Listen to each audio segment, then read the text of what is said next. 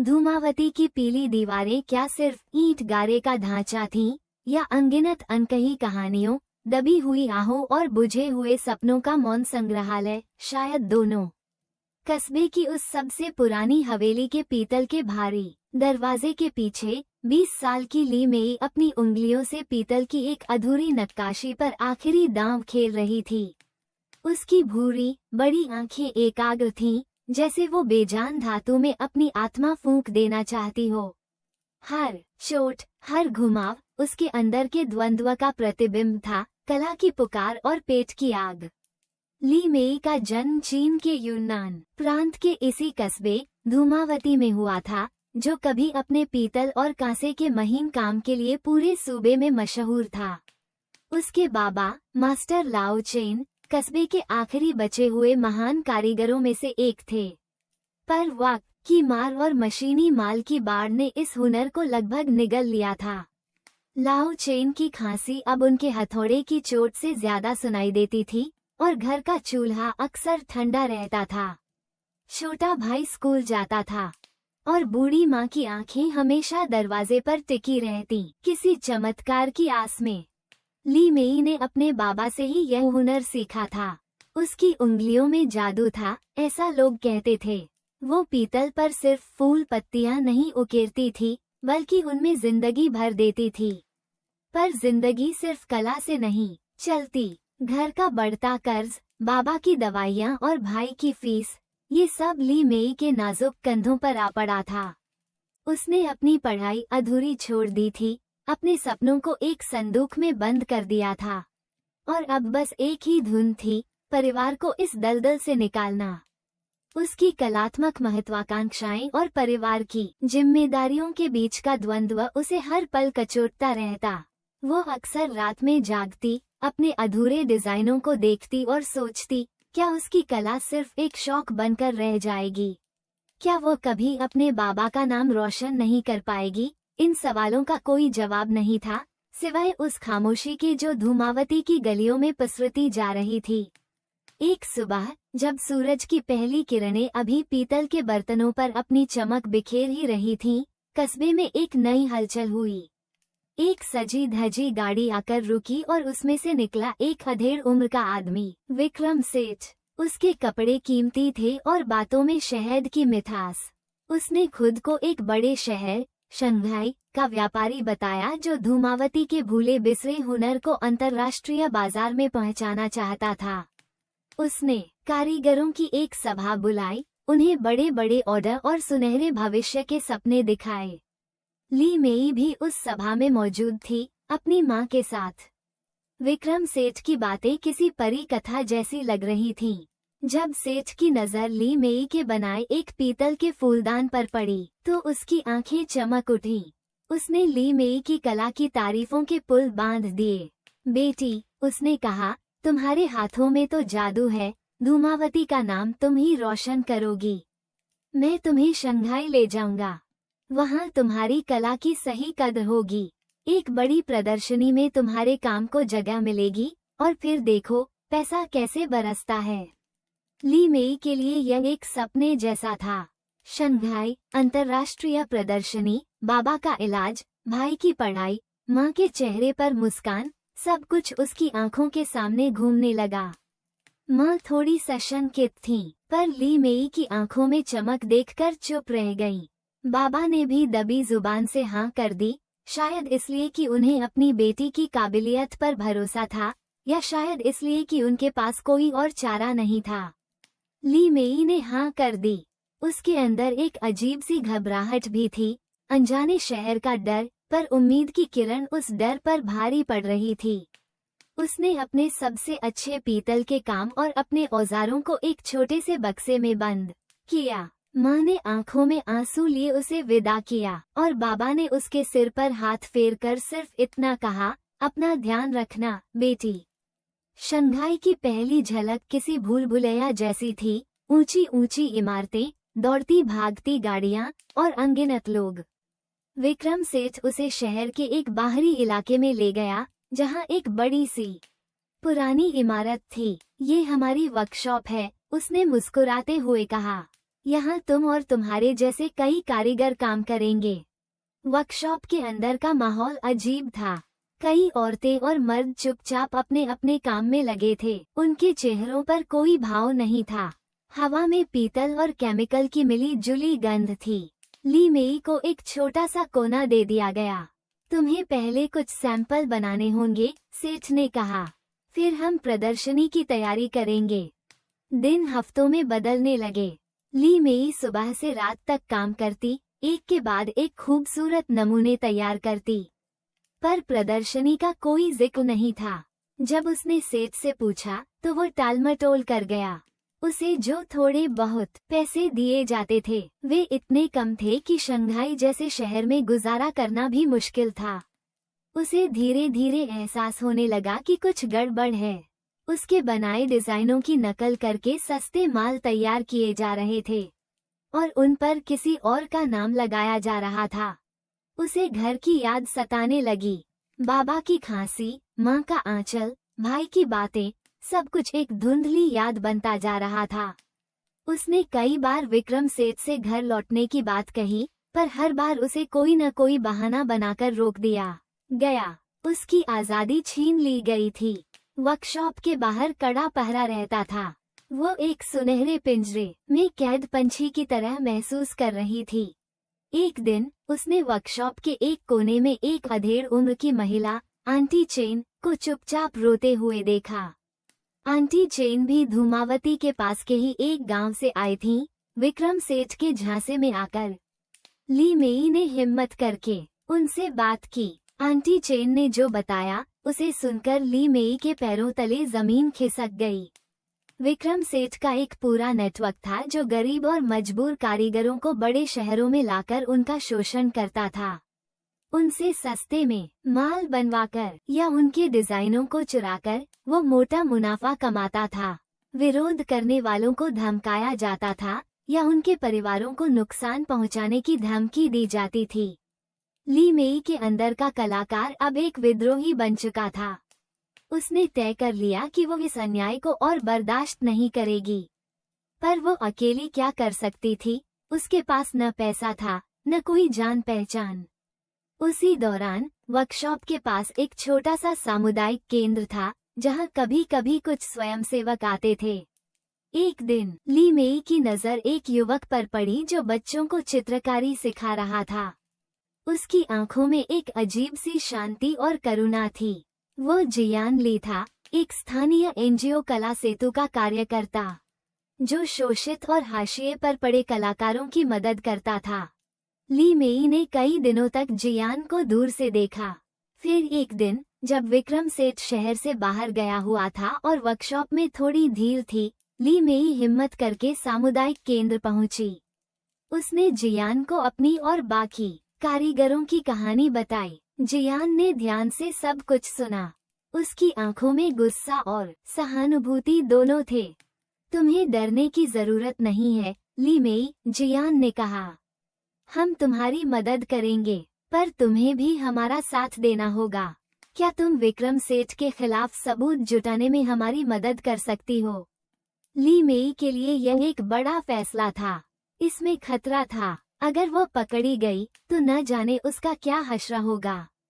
पर फिर उसे अपने बाबा का चेहरा याद आया, आंटी चेन के आंसू याद आए और उन सभी कारीगरों की बेबसी याद आई जो चुपचाप ये जुल्म सह रहे थे। उसने हाँ कर दी।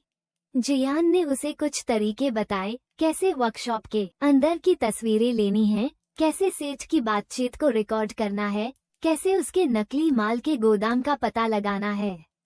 ली मेई अब दिन में पीतल पर नक्काशी करती और रात में चुपके से सबूत इकट्ठा करती। हर पल एक डर बना रहता, पर उसके दिल में एक नई उम्मीद भी जल रही थी। उसने आंटी चेन और कुछ अन्य भरोसेमंद कारीगरों को भी अपने साथ मिला लिया। एक रात जब वो विक्रम सेठ के दफ्तर से कुछ कागजात की तस्वीरें ले रही थी, सेठ अचानक वापस आ गया। ली मेई बुरी तरह घबरा गई।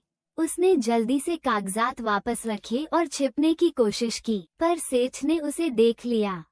तो यह चल रहा है तुम्हारे दिमाग में? सेठ की आंखें गुस्से से लाल हो गईं। नमकहराम लड़की, मैंने तुम्हें काम दिया और तुम मेरे ही खिलाफ जासूसी कर रही हो। उसने ली मेई का हाथ पकड़कर उसे बुरी तरह झिंझोड़ा। अब मैं तुम्हें सबक सिखाऊंगा। ली मेई डर गई थी, पर उसने हिम्मत नहीं हारी। तुम एक धोखेबाज हो, विक्रम सेठ, वो चिल्लाई। तुम हम जैसे गरीब कारीगरों का खून चूसते हो, पर अब तुम्हारा खेल खत्म। उसी वक्त दरवाजे पर जोरों की दस्तक हुई। जियान, पुलिस और अपनी एनजीओ टीम के साथ अंदर दाखिल हुआ। ली मेई ने जो सबूत इकट्ठे किए थे, वे जियान ने पुलिस को सौंप दिए।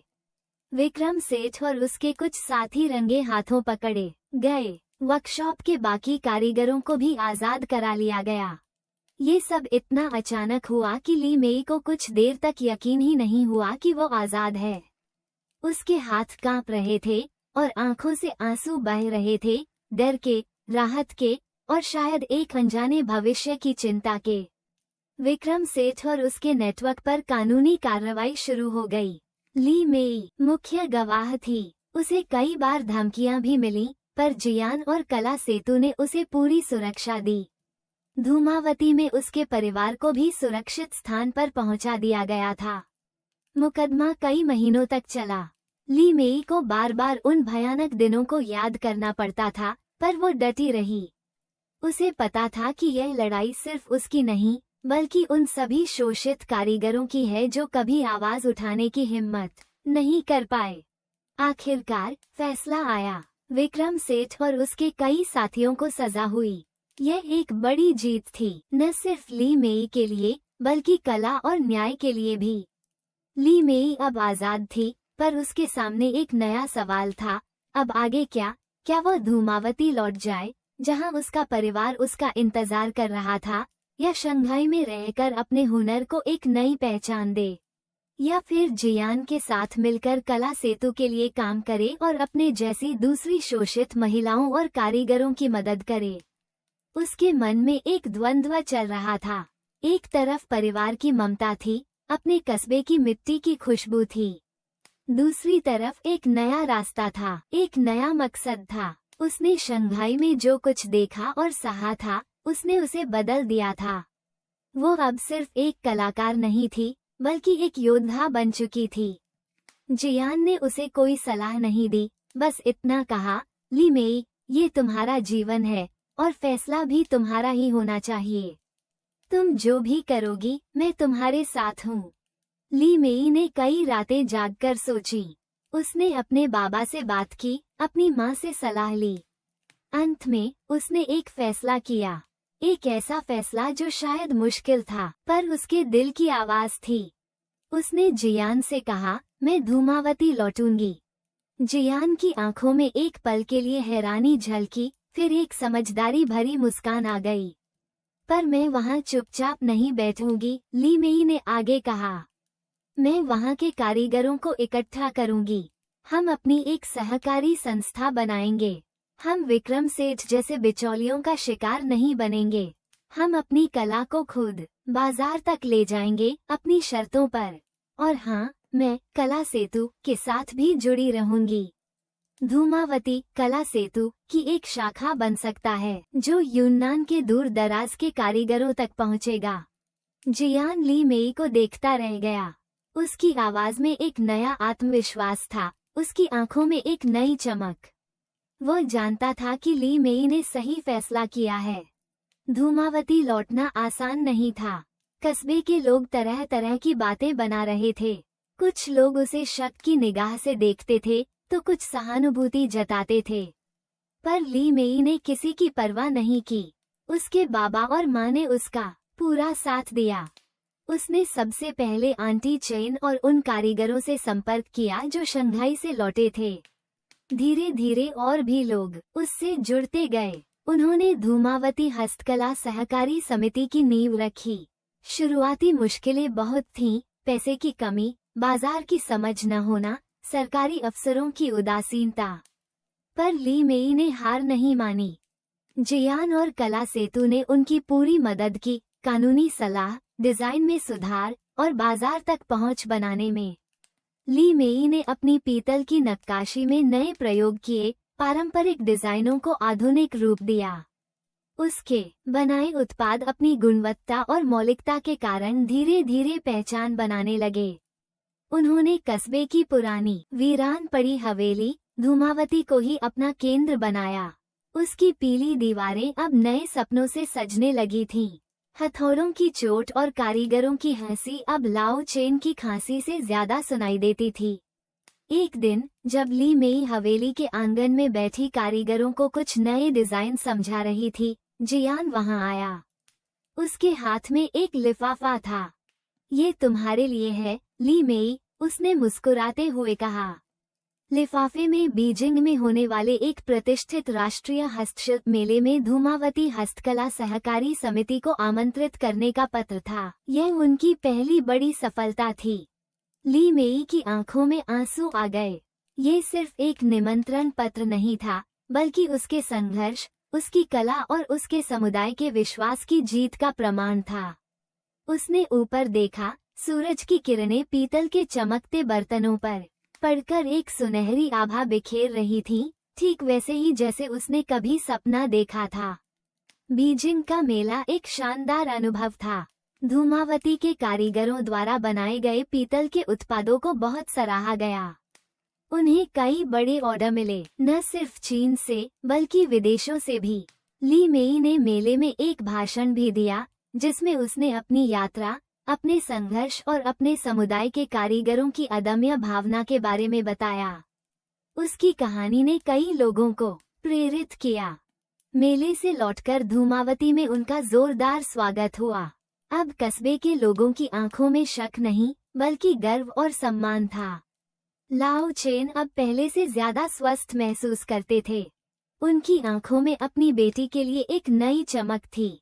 माँ के चेहरे पर हमेशा एक स्थायी मुस्कान रहने लगी थी। छोटा भाई भी अब अपनी बहन पर गर्व करता था। धूमावती हस्तकला सहकारी समिति अब एक सफल उद्यम बन चुकी थी। उन्होंने न सिर्फ अपने कस्बे के कारीगरों की जिंदगी बदली थी, बल्कि आसपास के गांवों के कारीगरों को भी अपने साथ जोड़ा था। ली मेई ने सुनिश्चित किया कि मुनाफे का एक बड़ा हिस्सा कारीगरों की भलाई, उनके बच्चों की शिक्षा और स्वास्थ्य सुविधाओं पर खर्च हो। उसने धूमावती हवेली में एक प्रशिक्षण केंद्र भी खोला, जहां नई पीढ़ी के युवाओं को पारंपरिक हस्तशिल्प सिखाया जाता था। साथ ही उन्हें आधुनिक डिजाइन और बाजार की समझ भी दी जाती थी। वो नहीं चाहती थी कि धूमावती का हुनर कभी फिर से गुमनामी के अंधेरे में खो जाए। जियान ली अक्सर धूमावती आता रहता था। कला सेतु और धूमावती समिति मिलकर कई परियोजनाओं पर काम कर रहे थे। ली मेई और जियान के बीच एक गहरा रिश्ता बन गया था, सम्मान, दोस्ती और एक साझा आदर्श का। वे दोनों जानते थे कि उनकी लड़ाई अभी खत्म नहीं हुई है। शोषण के कई और विक्रम सेठ दुनिया में मौजूद हैं, पर वे ये भी जानते थे कि मिलकर वे एक बड़ा बदलाव ला सकते हैं। एक शाम जब सूरज धूमावती की पीली दीवारों के पीछे छिप रहा था, ली मेई और जियान हवेली की छत पर बैठे चाय पी रहे थे। नीचे आंगन से कारीगरों के हंसने बोलने और औजारों की आवाजें आ रही थीं। तुम्हें याद है, जियान, ली मेई ने कहा, जब मैं पहली बार शंघाई आई थी तो कितनी डरी हुई और अकेली थी। मुझे लगता था जैसे सब कुछ खत्म हो गया। जियान ने मुस्कुराकर उसका हाथ थाम लिया।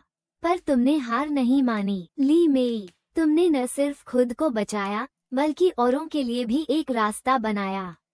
तुम्हारी कला में सिर्फ खूबसूरती नहीं, बल्कि ताकत भी है।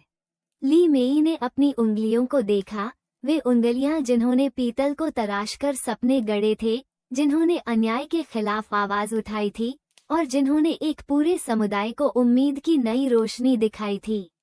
उसे एहसास हुआ कि विश्वासघात और शोषण जीवन के कड़वे सच हो सकते हैं, पर मानवीय साहस, अटूट विश्वास और सामूहिक प्रयास उनसे कहीं ज्यादा शक्तिशाली होते हैं।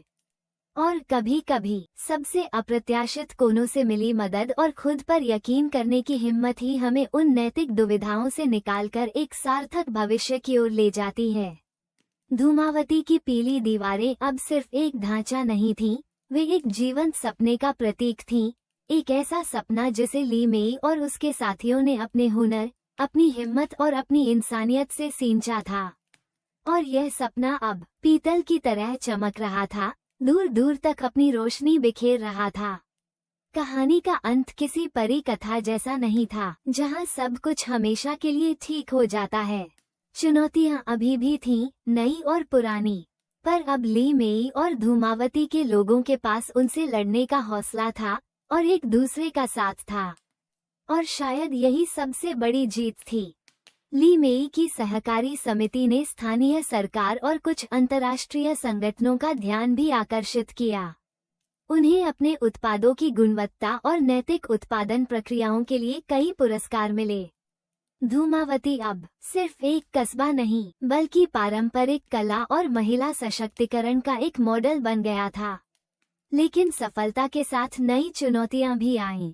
बड़े शहरों के कुछ व्यापारी, जो पहले विक्रम सेठ जैसे बिचौलियों के माध्यम से सस्ता माल खरीदते थे, अब धूमावती के कारीगरों को सीधे बड़े ऑर्डर देकर उन्हें तोड़ने और उनकी एकता को भंग करने की कोशिश करने लगे। वे उन्हें ऊंचे दामों का लालच देते, लेकिन साथ ही ऐसी शर्तें रखते जो कारीगरों के शोषण का एक नया, सूक्ष्म रूप थीं। ली मेई को इस नए खतरे का आभास हो गया था। उसने समिति के सदस्यों के साथ कई बैठकें की। हमें सावधान रहना होगा, उसने कहा। लालच हमें फिर से उसी जाल में फंसा सकता है जिससे हम बड़ी मुश्किल से निकले हैं। हमारी ताकत हमारी एकता और हमारे नैतिक मूल्यों में है। कुछ कारीगर, जो जल्दी अमीर बनना चाहते थे, उसकी बातों से सहमत नहीं थे। समिति में मतभेद उभरने लगे। ये ली मेई के लिए एक नई तरह की नैतिक दुविधा थी, अपने ही लोगों को कैसे सही रास्ता दिखाया जाए। उनकी आकांक्षाओं का सम्मान करते हुए भी उन्हें गलत रास्ते पर जाने से कैसे रोका जाए। इसी समय विक्रम सेठ, जो सजा काटकर जेल से छूट चुका था, कानूनी खामियों या अच्छे व्यवहार के कारण सजा कम हो गई थी, फिर से सक्रिय होने की कोशिश कर रहा था। उसने धूमावती के कुछ असंतुष्ट कारीगरों से संपर्क साधा और उन्हें ली मेई के खिलाफ भड़काने लगा। वह जानता था कि अगर धूमावती की सहकारी समिति टूट गई, तो उसके लिए फिर से अपना शोषण का धंधा शुरू करना आसान हो जाएगा। ली मेई को जब ये पता चला, तो वो अंदर तक हिल गई। उसे लगा जैसे उसका अतीत फिर से उसका पीछा कर रहा है। पर इस बार वो अकेली नहीं थी। जियान, उसके परिवार और समिति के अधिकांश वफादार सदस्य उसके साथ थे। उन्होंने विक्रम सेठ की साजिश का पर्दाफाश करने का फैसला किया।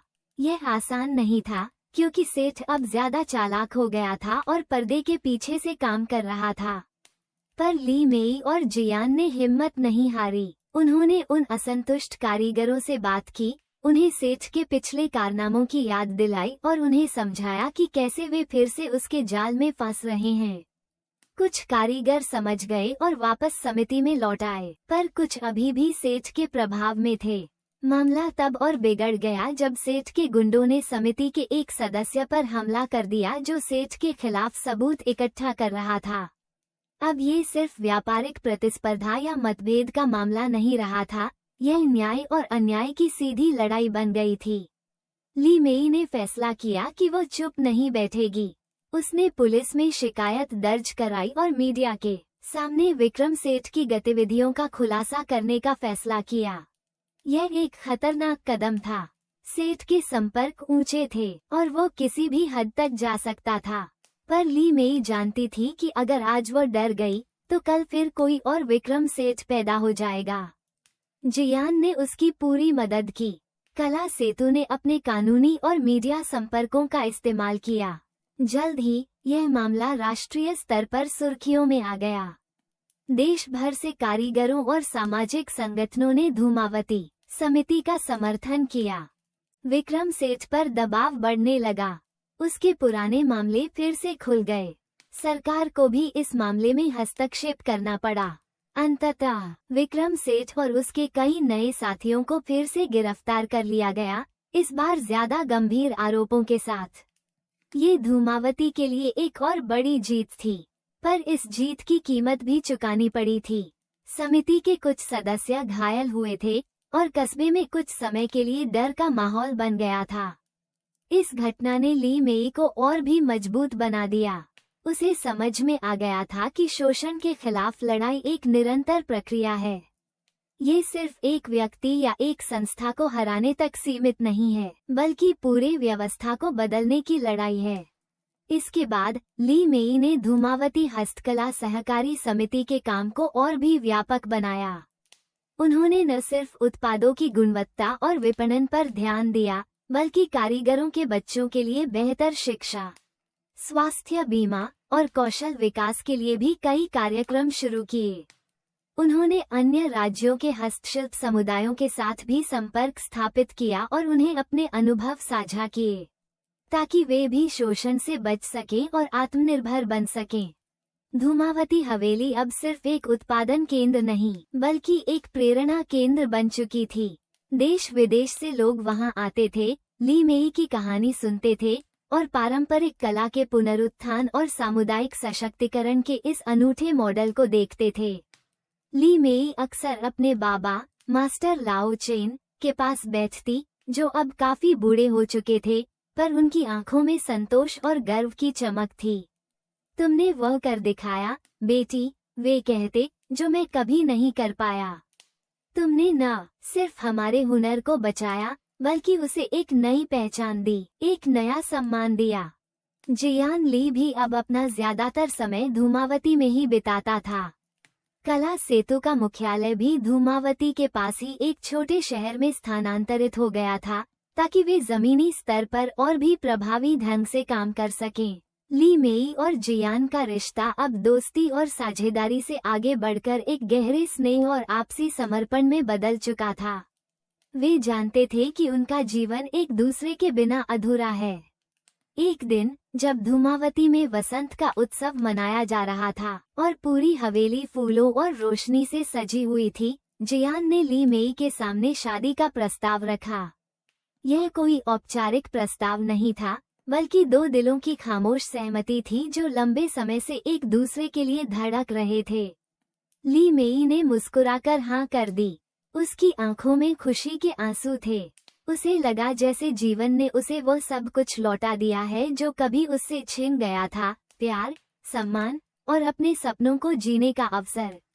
उनकी शादी धूमावती हवेली के उसी आंगन में हुई, जहां कभी ली मेई ने पीतल के टुकड़ों पर अपने अधूरे सपने उकेरे थे और जहां अब अनगिनत नए सपने जन्म ले रहे थे। ये सिर्फ दो व्यक्तियों का मिलन नहीं था, बल्कि दो आत्माओं का संगम था जो एक ही लक्ष्य के लिए समर्पित थीं, कला के माध्यम से जीवन को सुंदर बनाना और अन्याय के खिलाफ लड़ते रहना। ली मेई की कहानी धूमावती की दीवारों से निकलकर दूर दूर तक फैल गई। वो उन सभी लोगों के लिए एक प्रेरणा बन गई जो मुश्किलों से हार नहीं मानते, जो अपने सिद्धांतों पर अटल रहते हैं और जो यह विश्वास रखते हैं कि सबसे अंधेरी रात के बाद भी एक सुनहरी सुबह जरूर आती है। उसने साबित कर दिया था कि एक अकेली चिंगारी भी पूरे जंगल को रोशन कर सकती है, अगर उसमें साहस की आग और दूसरों के लिए कुछ कर गुजरने का जज्बा हो। और उसकी यह चिंगारी अब धूमावती से निकलकर अनगिनत दिलों में जल रही थी, एक बेहतर और न्यायपूर्ण दुनिया की उम्मीद जगा रही थी। पीतल की खनक में अब सिर्फ कला नहीं, बल्कि आजादी, स्वाभिमान और संघर्ष की गूंज भी शामिल हो गई थी। और यह गूंज आने वाली कई पीढ़ियों तक सुनाई देने वाली थी। ली मेई ने अपनी आत्मकथा भी लिखी, जिसका शीर्षक था पीतल पर उकेरे सपने। ये किताब बहुत लोकप्रिय हुई और कई भाषाओं में इसका अनुवाद हुआ। उसने अपनी कहानी के माध्यम से दुनिया को दिखाया कि कैसे साधारण लोग भी असाधारण काम कर सकते हैं, अगर उनमें इच्छा शक्ति हो। उसने अपने जीवन का एक बड़ा हिस्सा कला सेतु और धूमावती समिति के माध्यम से सामाजिक कार्यों में लगाया। उसने और जियान ने मिलकर कई ऐसी परियोजनाएं शुरू की जिनसे न सिर्फ कारीगरों को, बल्कि समाज के अन्य कमजोर वर्गों को भी लाभ पहुंचा। उन्होंने शिक्षा, स्वास्थ्य और पर्यावरण संरक्षण के क्षेत्रों में भी महत्वपूर्ण योगदान दिया। वे जानते थे कि असली बदलाव सिर्फ आर्थिक आत्मनिर्भरता से नहीं आता, बल्कि सोच में बदलाव लाने से आता है। इसलिए उन्होंने अपने कार्यक्रमों में लैंगिक समानता, सामाजिक न्याय और मानवाधिकारों जैसे मुद्दों पर भी जोर दिया। धूमावती अब सिर्फ हस्तशिल्प का केंद्र नहीं, बल्कि एक सामाजिक क्रांति का भी प्रतीक बन चुका था। ली मेई की यात्रा, जो एक छोटे से कस्बे की एक मजबूर लड़की के रूप में शुरू हुई थी, अब एक राष्ट्रीय आइकन के रूप में स्थापित हो चुकी थी। उसे कई राष्ट्रीय और अंतर्राष्ट्रीय पुरस्कारों से सम्मानित किया गया, पर उसके लिए सबसे बड़ा पुरस्कार अपने लोगों के चेहरों पर मुस्कान और उनकी आंखों में उम्मीद की चमक देखना था। वो अक्सर उस वर्कशॉप को याद करती थी जहां विक्रम सेठ ने उसे कैद कर रखा था। वो उस अनुभव को कभी भूली नहीं, पर अब वो उसके लिए सिर्फ एक कड़वी याद नहीं, बल्कि एक प्रेरणा थी। एक प्रेरणा जो उसे हमेशा याद दिलाती थी कि अन्याय कितना भी शक्तिशाली क्यों न हो, सत्य और साहस के सामने उसे एक दिन झुकना ही पड़ता है। उसने ये भी सीखा कि विश्वासघात का जख्म बहुत गहरा होता है, पर माफी और आगे बढ़ने की हिम्मत उससे भी बड़ी ताकत होती है। उसने न सिर्फ अपने शोषकों को माफ किया, हालांकि उन्हें उनके कर्मों की सजा मिली, बल्कि उसने खुद को भी उस अतीत की कड़वाहट से आजाद किया। उसकी कहानी में नैतिक दुविधाएं भी थीं। ऐसे क्षण भी थे जब उसे लगा कि वो हार जाएगी, पर हर बार उसने अपने अंदर की आवाज सुनी और सही रास्ता चुना। और शायद यही उसकी सबसे बड़ी सफलता थी, एक कलाकार के रूप में नहीं, एक सामाजिक कार्यकर्ता के रूप में नहीं, बल्कि एक इंसान के रूप में। धूमावती की पीली दीवारें आज भी खड़ी हैं, पर अब वे सिर्फ ईंट गारे का ढांचा नहीं है और न ही सिर्फ अनकही कहानियों का मौन संग्रहालय। वे अब एक जीवंत विरासत हैं, जो ली मेई और उसके जैसे अनगिनत नायकों और नायिकाओं की कहानी कहती हैं। वे नायक और नायिकाएं जो हर रोज, हर पल अपने छोटे छोटे प्रयासों से इस दुनिया को एक बेहतर जगह बनाने की कोशिश कर रहे हैं। और जब तक ऐसे लोग मौजूद हैं, उम्मीद हमेशा जिंदा रहेगी। पीतल की चमक कभी फीकी नहीं पड़ेगी। एक दिन एक युवा पत्रकार धूमावती आए ली मेई का साक्षात्कार लेने। उसने पूछा, मैम, आपकी सफलता का रहस्य क्या है? आपने इतनी कठिनाइयों का सामना करते हुए भी इतना कुछ कैसे हासिल किया? ली मेई मुस्कुराई। उसने अपने हाथों को देखा, जिन पर मेहनत और संघर्ष के निशान थे, पर जिनमें अभी भी पीतल को तराशने और नए सपने गढ़ने की वही पुरानी लगन थी। कोई रहस्य नहीं है, उसने कहा। बस 3 बातें याद रखना, अपने हुनर पर विश्वास रखो, अपने सिद्धांतों पर अटल रहो, और कभी भी, किसी भी हाल में, उम्मीद का दामन मत छोड़ो। क्योंकि जब तक उम्मीद है, तब तक सब कुछ संभव है। उसकी आवाज में वही दृढ़ता थी, वही आत्मविश्वास, जिसने कभी विक्रम सेठ जैसे शोषकों को घुटने टेकने पर मजबूर कर दिया था, और जिसने एक पूरे समुदाय को निराशा के अंधेरे से निकालकर आशा की रोशनी दिखाई थी। पत्रकार ने उसकी बातों को ध्यान से नोट किया। उसे लगा जैसे उसे अपनी कहानी का शीर्षक मिल गया है, उम्मीद की कारीगर। और यह शीर्षक ली मेई के जीवन और उसके काम का सबसे सच्चा और सबसे सटीक वर्णन था, क्योंकि वो वास्तव में उम्मीद की एक कारीगर थी, जो अपने हुनर और अपनी हिम्मत से न सिर्फ पीतल को, बल्कि जिंदगियों को भी संवार रही थी। समय बीतता गया। ली मेई और जियान के बच्चे हुए, जो धूमावती के स्वतंत्र और रचनात्मक माहौल में पले बड़े। उन्होंने भी अपनी दादी और पिता से कला और सामाजिक सेवा की विरासत को आगे बढ़ाया। धूमावती हस्तकला सहकारी समिति और कला सेतु अब अंतर्राष्ट्रीय स्तर पर मान्यता प्राप्त संगठन बन चुके थे, जो दुनिया भर में कारीगरों और शोषित समुदायों के अधिकारों के लिए काम कर रहे थे। ली मेई अब बूढ़ी हो चली थी, पर उसकी आंखों की चमक और उसकी आत्मा की ऊर्जा वैसी ही थी।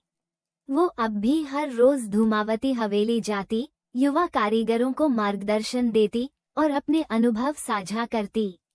उसकी कहानी अब एक लोककथा बन चुकी थी, जो पीढ़ियों को प्रेरित करती रहती। एक शांत दोपहर में, जब वो हवेली के अपने पसंदीदा कोने में बैठी पीतल के एक छोटे से टुकड़े पर कुछ उकेर रही थी, जियान उसके पास आकर बैठा।